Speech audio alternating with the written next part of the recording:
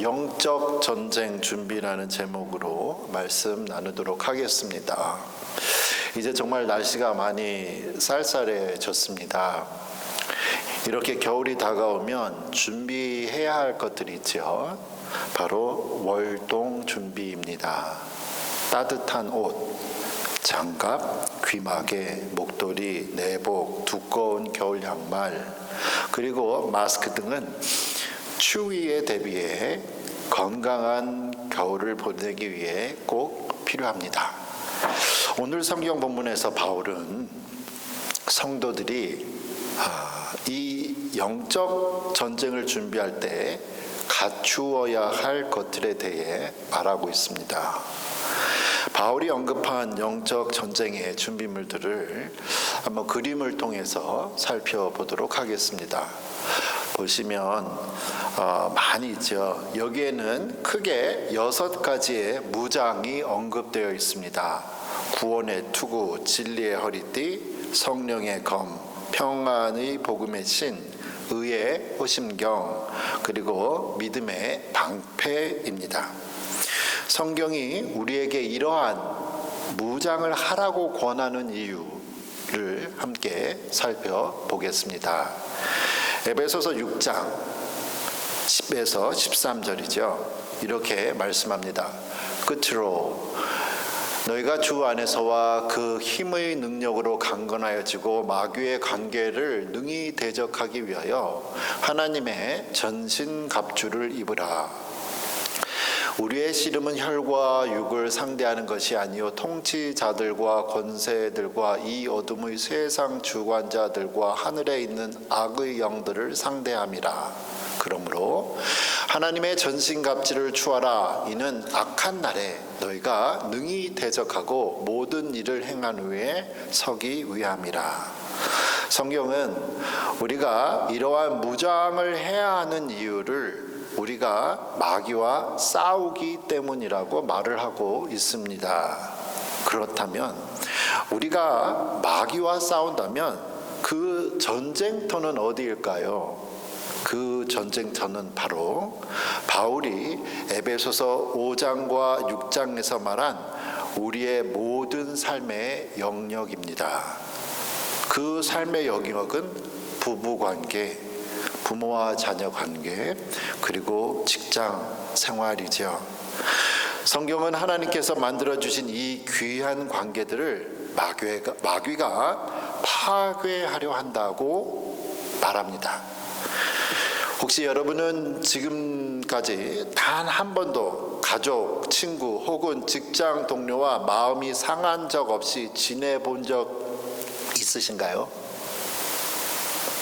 우리의 관계가 어려워지는 이유는 대부분 큰 사건 때문이 아니라 아주 작은 일에서 시작되죠. 마치 최근 전 세계를 흔들었던 코로나 바이러스처럼 말입니다. 눈에 보이지 않는 그 바이러스 때문에 수많은 사람들이 이유도 모른 채 목숨을 잃었고 후유증에 시달렸습니다. 이처럼 마귀의 간사한 계획은 매우 교활해서 우리가 정신을 바짝 차리지 않으면 하나님의 사람들이 이길 수가 없다는 거죠. 바울은 이러한 피할 수 없는 영적 싸움을 대비하기 위해 앞서 언급한 영적 무장을 하라고 권면합니다. 자, 이제 성경에 나타난 순서대로 각 영적 무장에 대해 알아보도록 하겠습니다. 에베소서 6장 14절을 보겠습니다. 그런즉 서서 진리로 너희 허리를 띠고 의의 호심경을 붙이고. 첫째는 진리의 허리띠입니다. 여러분 허리띠 없이 옷을 입고 다녀본 적 있으신가요? 저는 날씨가 좋으면 오늘 아침에도 제가 걸어왔는데요. 걸으면 가끔 집에서 교회까지 걸어옵니다. 그럴 때면 제가 입을 양복을 아내가 타고 올 차에 제가 미리 실어둬요. 그런데 바지를 입고 올 때 고무줄로 된 허리띠 없는 반바지를 입으면 문제가 생깁니다. 사무실에서 양복을 가보러 입으려다 보면 혁띠를 챙기지 않았다는 사실을 뒤늦게 깨닫습니다. 다시 집으로 돌아가기엔 시간이 늦었고 결국 허리띠 없이 양복 바지를 입을 수밖에 없죠. 그런 날은 오늘은 아닙니다. 그런 날은 바지가 흘러내리지 않도록 정말 천천히 걷습니다. 또 바지가 내려가지 않게 배에 힘을 꽉 주다 보니까 배가 불룩 나오고 숨쉬기도 힘들고 걷기도 불편합니다. 이처럼 간단한 허리띠 하나가 우리의 일상을 얼마나 편하게 해주는지 알 수 있습니다. 허리띠는 기본 중에 기본이며 반드시 필요하지요. 성경은 지금 영적 무장을 말하면서 가장 기본적인 허리띠를 제일 먼저 언급하고 있습니다. 그런데 이 허리띠를 진리의 허리띠라고 표현했습니다. 성경에는 수많은 표현이 있음에도 불구하고 왜 굳이 진리의 허리띠라고 했을까요? 그것은 거짓의 영인 마귀와 싸기 위해 우리가 진리로 무장해야 하기 때문입니다. 그렇다면 진리란 무엇일까요? 이 질문은 예수님께서 사형 언도를 내린 빌라도가 예수님께 던졌던 똑같은 질문입니다. 요한복음 18장 37, 38절에 빌라도가 이르되 그러면 너가 왕이냐? 예수께서 대답하시되 너 말과 같이 내가 왕이니라. 내가 이를 위하여 태어났으며 이를 위하여 세상에 왔나니 곧 진리에 대하여 증언하려 함이로라. 무릇 진리에 속한 자는 내 음성을 듣느니라 하신대 빌라도가 이르되 진리가 무엇이냐 하더라. 예수님은 자신이 진리에 대해 증언하러 오셨다고 하셨습니다. 그리고 예수님께서 말씀하시는 그 진리에 속한 자들은 그분의 말씀을 듣고 순종한다 하셨죠. 그렇다면 이 진리가 뭐냐? 이거예요. 예수님께서는 요한복음 14장 6절 그리고 17장 17절에서 이 진리가 무엇인지를 직접 말씀하셨습니다. 함께 보면은요, 예수께서 이르시되 내가 곧 길이요 진리요 생명이니 나로 말미암지 않고는 아버지께로 올 자가 없느니라. 그리고 그들을 예수님이 기도하시는 거죠. 그들을 진리로, 하나님의 사람들을 진리로 거룩하게 하옵소서. 아버지의 말씀은 진리이니이다. 기독교인은 진리이신 하나님과 예수님을 알아야 합니다. 여기서 안다는 것은 단순히 하나님과 예수님에 대한 성경 지식을 아는 것을 의미하지 않지요. 우리의 삶 속에서 진리이신 하나님과 예수님을 드러내는 삶을 살아가는 것, 그것이 바로 우리의 삶의 중심이 되어야 한다는 뜻입니다. 마치 허리띠가 우리 몸의 중심에 위치하듯 말이죠. 이제 두 번째 무장을 살펴보겠습니다. 에베소서 6장 14절 말씀에 그런즉 서서 진리를 띠고, 진리로 너희 허리를 띠고 했죠. 허리띠 봤어요. 그 다음에 의의 호심경을 붙여라고 말씀을 하고 있습니다. 이 의의 호심경은 한자 표현으로 심장을 보호하는 판을 의미하죠. 이것은 그리스도인의 삶에서 우리의 마음과 내면을 지키는 역할을 합니다. 그런데 성경은 그것을 의로움의 호심경이라고 했어요. 여기서 의로움은 두 가지 의미를 담고 있습니다. 첫 번째, 우리가 예수 그리스도의 의로 옷을 입었다는 뜻입니다. 그리고 둘째는 우리의 삶 속에서 그리스도를 나타내는 의로운 삶을 살아가라는 의미입니다. 성경은 언젠가 우리가 하나님 앞에 심판대에 서게 될 날이 있다고 말씀하시죠. 그날 의인은 하나님의 나라에 들어가고 악인은 다른 나라에 들어가게 된다고 말씀합니다. 하나님께서는 의로운 사람들이 이 땅에서 어떻게 살아왔는지를 보시고 또 다 상을 따라서 주신다고 말씀하셨습니다. 우리가 하나님 앞에 담대히 설 수 있는 이유는 예수님께서 우리를 위해 죄값을 치르시고 우리를 의롭게 해주셨기 때문이죠.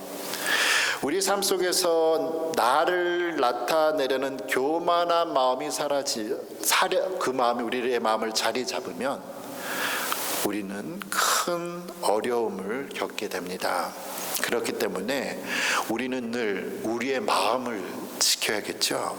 나의 교만이 아닌 의로우신 하나님을 드러내기 위해 우리 마음을 지켜야 합니다. 마치 우리의 심장을 지켜야 생명을 유지할 수 있듯이 말입니다. 그래서 구약 성경 잠언 4장 23절은 이렇게 말씀합니다. 모든 지킬 만한 것 중에 더욱 내 마음을 지키라. 생명의 근원이 이에서 남이니라. 이제 세 번째 무장 보겠습니다. 에베소서 6장 15절이죠. 평안의 복음이 준비한 것으로 신을 신고, 신발이에요. 군화인데 여러분 불편한 신발을 신고 다녀본 적 있으세요? 신발이 내 발에 맞지 않으면 정말 불편하죠.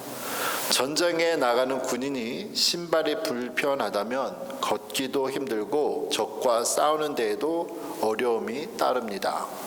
복음은 우리의 신앙이 앞으로 나아갈 수 있도록 도와줍니다. 성경이 말하는 이 복음의 평안한 복음, 성경이 말하는 이 복음은 바로 예수님을 믿음으로 얻게 되는 구원의 소식입니다. 병에 걸려 고통받던 사람들에게 가장 기쁜 소식은 병이 완전히 나았다는 소식이겠죠. 인질로 잡혔다가 죽음의 위기에 처한 사람에게는 구원의 소식이야말로 가장 반가운 소식입니다.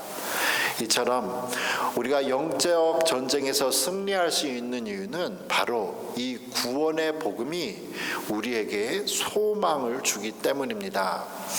골로새서 1장 23절에 말씀하시기를 만일 너희가 믿음에 거하고 터 위에 굳게 서서 너희 들은 바 복음의 소망에서 흔들리지 아니하면 그리하리라. 우리가 어떠한 상황에 있든지 어디에 있든지 우리를 구원해 주신 예수님께서 주신 이 기쁜 소식 덕분에 우리는 소망을 잃지 않고 살아갈 수 있습니다. 삶 속에서 힘들고 지칠 때가 있겠지만 우리를 구원해 주신 예수님의 구원의 말씀을 기억하며 늘 평안하시기를 축원합니다. 이제 네 번째 무장 보겠습니다. 에베소서 6장 16절에 모든 것 위에 믿음의 방패를 가지고 이로써 능히 악한 자의 모든 불화살을 소멸하라고 말을 하고 있어요. 전쟁에서 나를 보호하는 것은 매우 중요합니다. 특별히 언제 어디서 날아올지 모르는 화살을 막을 수 있는 이 방패는 생명을 지킬 수 있는 가장 중요한 장비죠.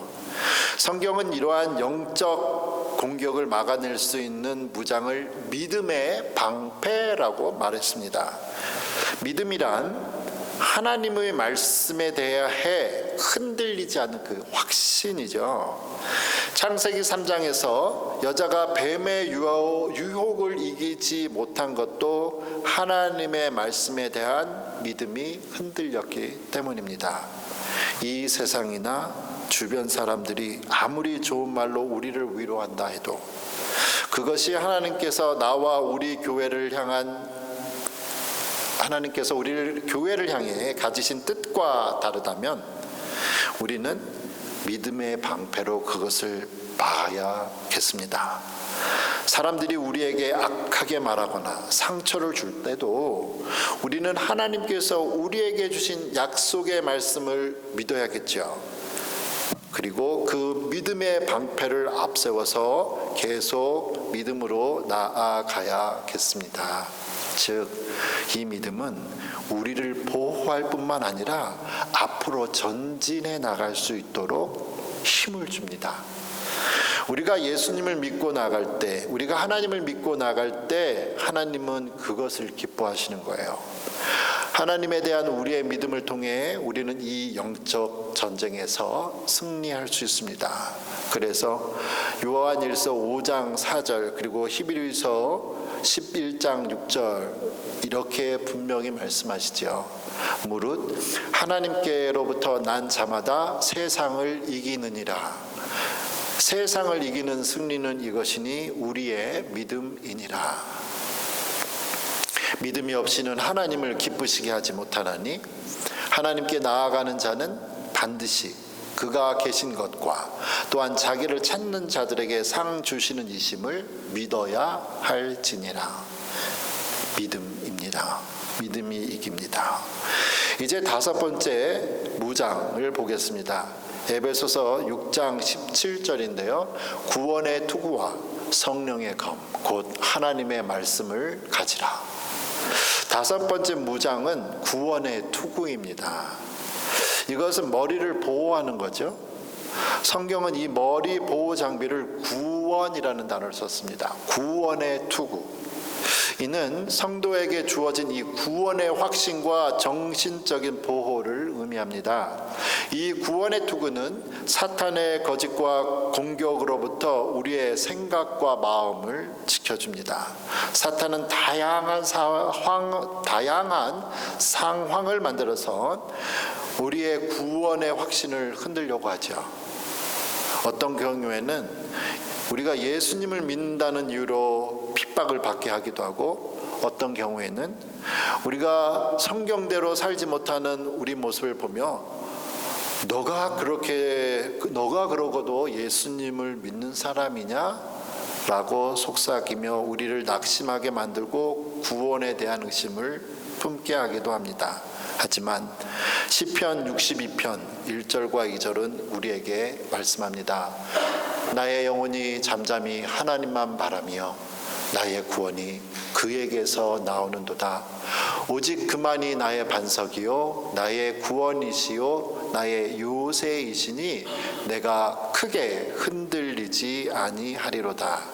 사랑하는 성도 여러분, 이 세상에 어떤 고난과 유혹이 우리를 시험에 들게 한다 해도 우리의 구원은 결코 흔들리지 않습니다. 하나님은 우리의 구원의 소망이시며 흔들리지 아니하시는 반석입니다. 이제 마지막 여섯 번째 무장 보겠습니다. 에베소서 6장 17절에 구원의 투구와 하면서 그 다음에 성령의 검, 곧 하나님의 말씀을 가지라. 이게 바로 하나님의 말씀의 칼입니다. 지금까지 우리가 살펴본 다섯 가지 비유는 모두 우리를 보호하는 용도였습니다. 하지만 전쟁에서 이기려면 수비만으로는 부족하지요. 적극적인 공격이 필요합니다. 이 영적인 싸움은 지식이 많다고 해서 또는 말을 잘한다고 해서 이길 수 있는 것이 아니죠. 마지막으로 등장하는 이 무기, 마귀를 공격할 수 있는 유일한 무기는 하나님의 말씀, 칼입니다. 마태복음 4장과 누가복음 4장을 보면 예수님께서 마귀에게 3번 시험을 받으세요. 그때마다 예수님께서 구약 성경의 말씀으로 마귀를 물리치셨습니다. 현대 국가들도 전쟁에서 승리하기 위해 다양한 전쟁 물자를 준비합니다. 마찬가지로 우리가 영적인 전쟁에서 승리하기 위해서는 하나님의 말씀을 외우고 묵상하며 마귀와 싸울 수 있는 무기를 우리 마음속에 많이 저장해 둬야겠습니다. 사실 오늘 설교가 되게 길어야 되는데 오늘 우리가 정말 짧게나마 매일의 일상 속에서 영적인 전쟁에서 우리를 보호하고 싸워 이길 수 있는 무장들을 살펴보았습니다. 이제 처음 보았던 그 군인의 그림 다시 한번 보겠습니다. 여기 6가지 장비 중에서 칼 하나를 제외하고 5가지는 우리를 다 보호하는 장비예요. 즉 영적인 전쟁에서 승리하기 위해서는 우리의 생각과 믿음을 지키는 것, 나 자신을 먼저 지키는 것이 매우 중요하다는 뜻입니다.